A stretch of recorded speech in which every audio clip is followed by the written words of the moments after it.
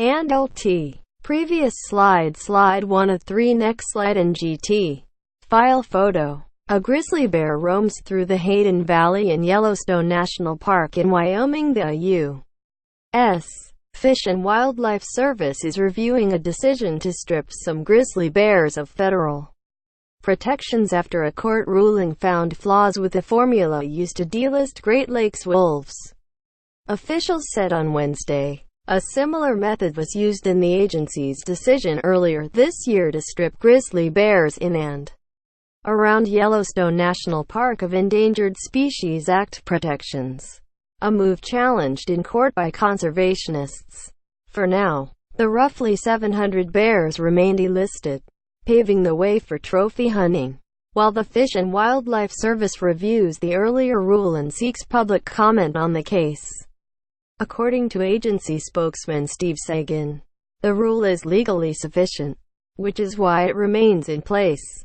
He said, in August, ADC Circuit Court of Appeals found that the Fish and Wildlife Service erred in delisting wolves in the Great Lakes region by failing to evaluate how removing safeguards from that subgroup of wolves might affect remaining wolf populations.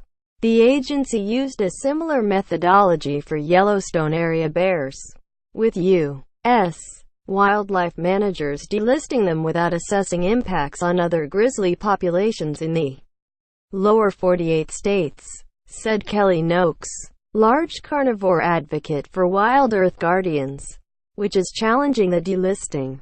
The Fish and Wildlife Service should be withdrawing the rule instead of trying to paper over their mistakes with a review and public comment period, she said. Segin said that Wednesday's move was the culmination of efforts undertaken by the government as soon as the decision was handed down in August. After the grizzly bear delisting in July, states adjacent to the park, Wyoming, Montana and Idaho, were given management of the animals, opening the door for trophy hunting outside the park. Idaho continues to operate under the assumption that it has management of grizzlies that wander outside Yellowstone, the state's Fish and Game spokesman Mike Keckler said by telephone on Wednesday. Our take is we considered the bears to be delisted.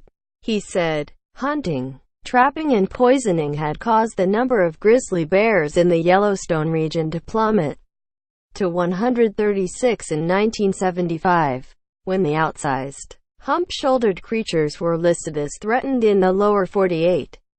Groups representing ranchers and hunters, which strongly supported the delisting of Yellowstone area bears because they can prey on livestock and big game animals like elk favored by sportsmen, did not immediately respond to requests for comment on Wednesday. Reporting by Laura Zuckerman, editing by Patrick Enright and Sandra Mailer.